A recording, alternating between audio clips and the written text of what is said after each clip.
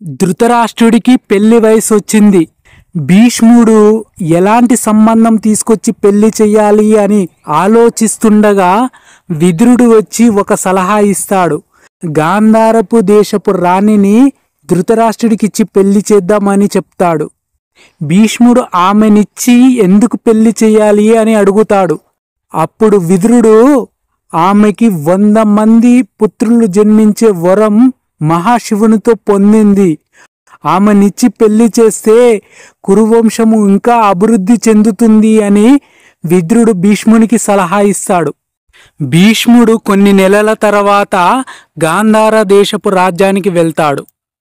అక్కడ శకునిని గాంధారిని భీష్ముడు ముందు కూర్చోబెట్టి గాంధారితో చెప్తాడు ధృతరాష్ట్రుడి గురించి.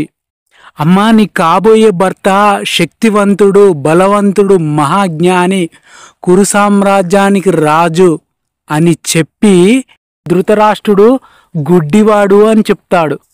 వెంటనే శకునికి కోపం వచ్చి గొప్పలన్నీ ముందుగా చెప్పి చివరిగా గుడ్డివాడికిచ్చి పెళ్లి చేయమంటావా?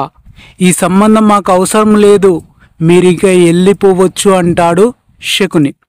అప్పుడు గాంధారికి కోపం వచ్చి వెంటనే తన గదిలోకి వెళ్తుంది. అప్పుడు భీష్ముడు శకుని భయపడి ఆ గది దగ్గరికి వెళ్ళి డోర్ని కొడుతూ ఉంటారు. గాంధారి 15 నిమిషాల తర్వాత బయటకు వస్తుంది. అప్పుడు ఆమె ఎలా ఉంటదంటే కళ్ళకు గంతలు కట్టుకొని ఉంటది. అప్పుడు శకుని ఏంటమ్మా ఇది అని అడిగితే ధృతరాష్ట్రుని గురించి భీష్ముడు చెప్పినప్పుడే ఆయనను నేను భర్తగా ఊహించుకున్నాను. నా భర్తకు కళ్ళు లేవు కాబట్టి నాకు కూడా కళ్ళు అవసరం లేదని నేను కళ్ళకు గంతలు కట్టుకున్నాను.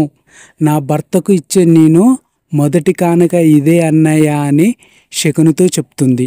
అప్పుడు భీష్ముడు సంతోషించి గాంధారిని హస్తినపురంకి తీసుకెళ్తాడు.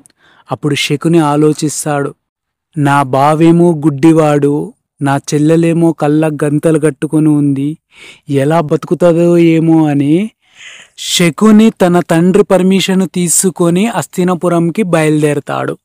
అలా ధృతరాష్ట్రుడికి గాంధారికి పెళ్లి జరుగుతుంది.